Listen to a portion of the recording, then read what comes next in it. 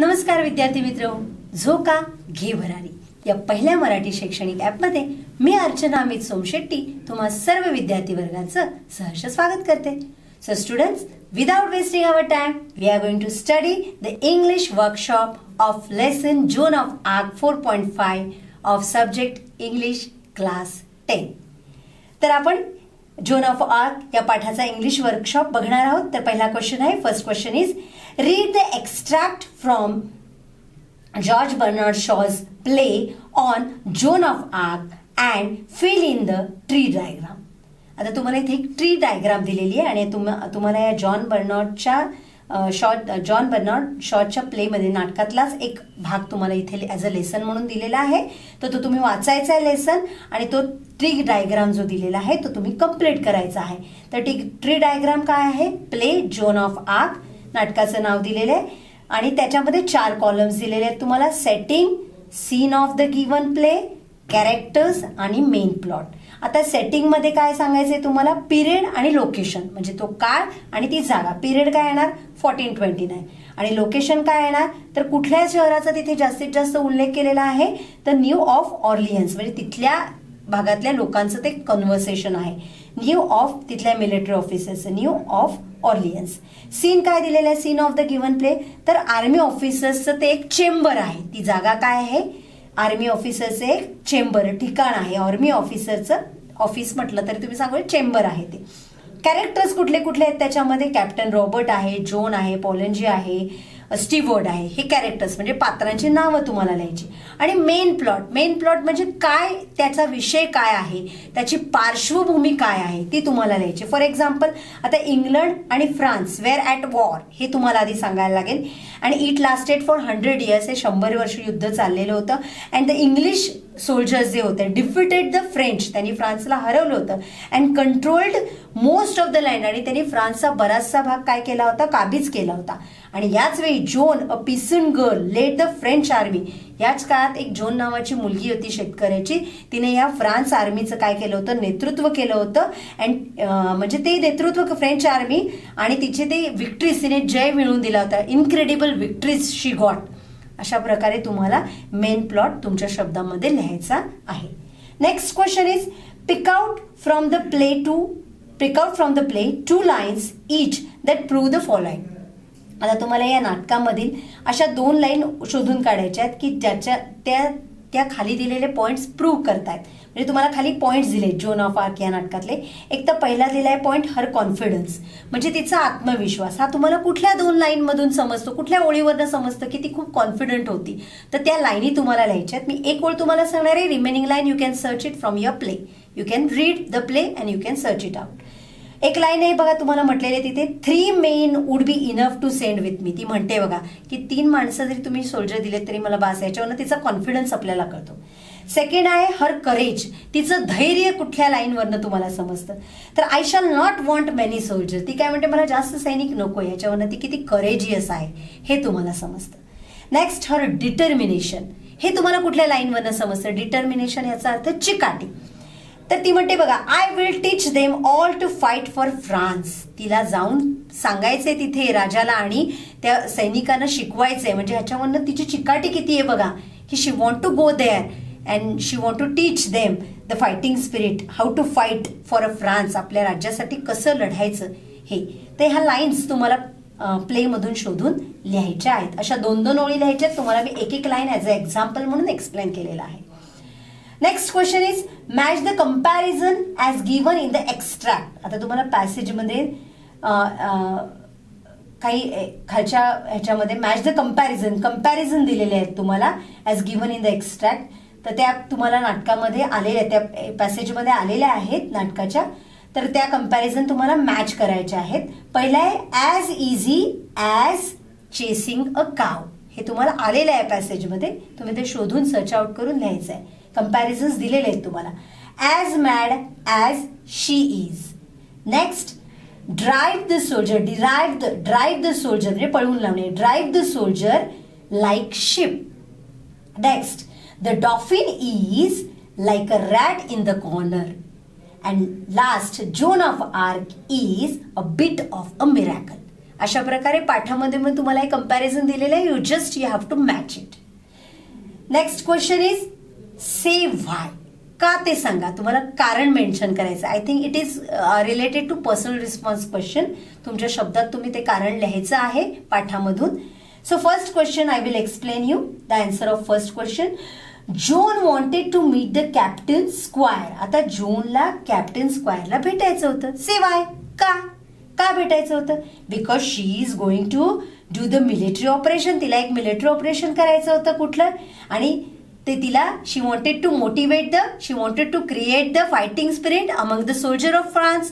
That's why she wanted to meet the dolphins and that's why she requires the proper order from the squire. आणि ह्याच्यासाठी तिला अधिकाऱ्याची permission हवी होती. So to get the order and to get some help she wanted to meet the captain squire. Like this you can write the answer. Next.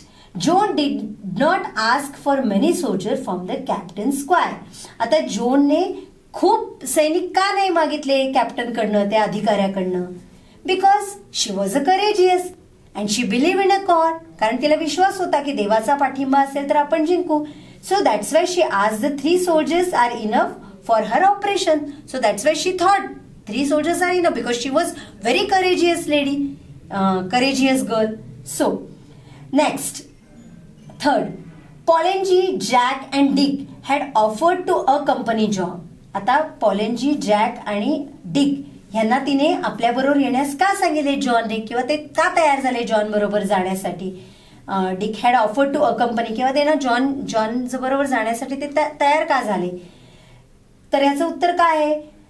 कारण तिने त्यांना त्या तिघांना का बोलवलं. Because the king was helpless. तो जो डॉफिन होता, म्हणजे फ्रान्सचा जो राजा होता, तिथला तो राजाचा जो ओढ आहे, तो किंग कसा होता, हेल्पलेस होता. आणि हिड हिमसेल्फ इन अ शिनॉनच्या या ठिकाणी त्याने स्वतःला लपून ठेवलं होतं. Like a rat in a corner.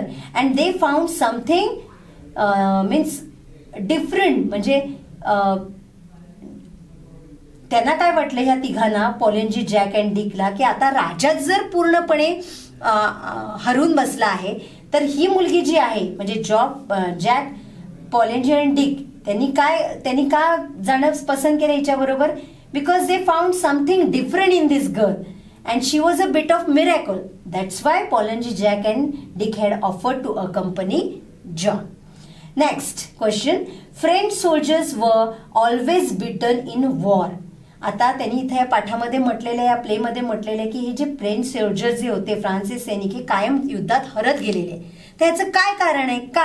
काय कारण दिलेलं आहे. बिकॉज तिथला राजा जो होता किंग, तो कसा होता, काववर्ड. किंग वॉज अ काववर्ड म्हणजे भित्रा. So soldiers also coward. ज्या राजा भित्रा असेल तर definitely soldiers also coward. So soldiers were cowards and they ran away from the battle field. आणि ते युद्धभूमीतून पळून जायचे टू सेव्ह देमसेल्फ, त्यांना वाचवण्यासाठी. That's why French soldiers were always beaten in a war. आणि म्हणून ते युद्धात हरायचे. Like this you can write the answers in your own words. Next. Captain squire Robert said I wash my hands of it. आता तुम्हाला याचं उत्तर द्यायचं का, असं तो का म्हणाला. कॅप्टन स्क्वायर असं का म्हणाले I wash my hands of it.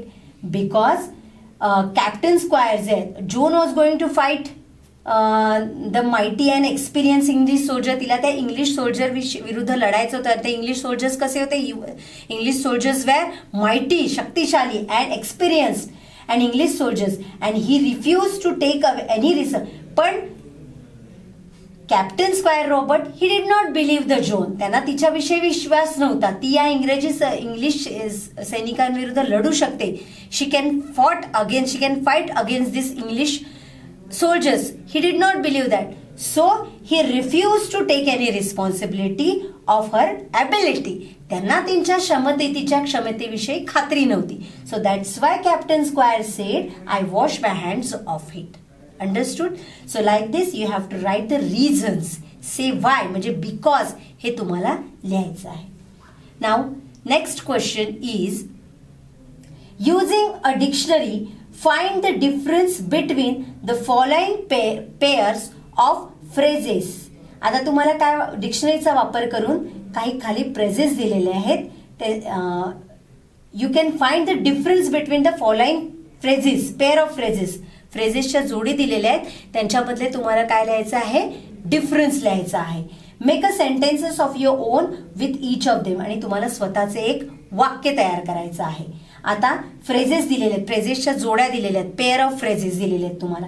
पहिली जोडी दिलेली आहे to cut in and to cut out. आता याच्या दोन्हीचा आधी मिनिंग लिहायचं आहे आणि मग एक वाक्य तयार करायचं असेल. I will tell you the meaning, you have to prepare the sentences. So first meaning काय येणार, टू कट इन म्हणजे काय, इंटरप्ट करणे, अडथळा आणणे. And to cut out means suddenly to stop operating, एखादी गोष्ट करत असताना अचानक त्यामध्ये अडथळा येणे किंवा अडथळा आणणे, त्याला कटआउट असं म्हणतात. Next to be held bye.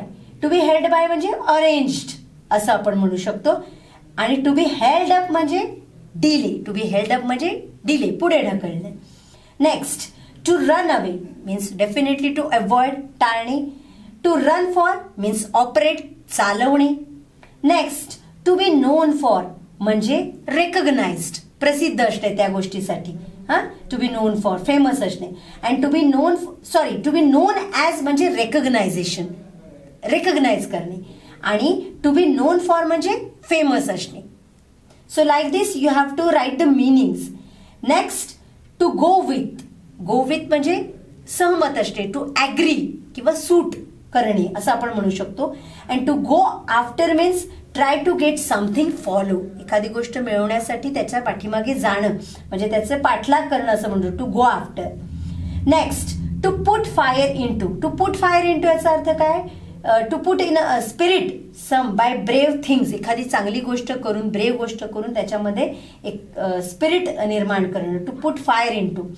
And to put fire out म्हणजे टू स्टॉप फायर, आग विझवणं असा त्याचा अर्थ आहे. तर students, I told the meaning, so it is very easy to prepare sentences with the help of those meanings. So you can write the sentences by using this phrase by your own words. Question 7. Read the script from. आता तुम्हाला script वाचायची आहे, म्हणजे जे तुम्हाला play मधलं लेखन दिलेलं आहे, प्ले दिलेला आहे त्याची स्क्रिप्ट वाचायची आहे. ती कुठपासून कुठपर्यंत वाचायची ती तुम्हाला दिलेली आहे. जॉन म्हणजे गर्ल जी असते ती म्हणते बघा, गुड मॉर्निंग कॅप्टन स्क्वायर, आणि अप टू कुठपर्यंत वाचायचंय, John simply, Polly and Jack have promise to come with me. इथपर्यंतचा म्हणजे from good morning to up to Polly and Jack have promise to come with me, इथपर्यंतचा passage, इथपर्यंतचे त्यांचे dialogues, त्यांचं conversation तुम्हाला read करायचंय. And then write a summary of that part of the script in 15 to 20 lines. आणि ही जी script तुम्ही जे हे डायलॉग वाचाल ते आता त्या दोघांचं डायरेक्ट संभाषण आहे, बरोबर, ते डायरेक्ट कन्व्हर्सेशन दिलेलं आहे, तर ते तुम्हाला त्याची समरी लिहायची आहे. ती पण कशी लिहायची, in the form of indirect speech, म्हणजे इनडायरेक्ट स्पीचचा वापर करून तुम्हाला ते सगळे स्टेटमेंट्स इनडायरेक्ट स्पीचमध्ये कन्व्हर्ट करायचे आहेत. आणि ते तसे कन्व्हर्ट करून तुम्हाला एक छोटीशी सारांश म्हणजे एक शॉर्ट समरी तयार करायची आहे. आणि तुम्हाला लाईन्सचे लिमिटेशन दिलेले आहेत 15 to 20 line. So for that students you have to read the conversation whatever the given between John आणि त्याच्यानंतर तुम्हाला ती समरी लिहायची आहे. कुठून कुठपर्यंत वाचन करायचंय ते तुम्हाला दिलेलं आहे आणि ती तुम्हाला समरी लिहायची आहे. सो स्टुडंट्स, तुम्हाला हा वर्कशॉपचा शिकवलेला भाग समजला असेल अशी मी आशा व्यक्त करते. आणि पुन्हा अधिकाधिक हा वर्कशॉपचा भाग समजून घेण्यासाठी तुम्ही माझा हा व्हिडिओ परत पहा. स्टे कनेक्टेड विथ झोका. थँक्यू.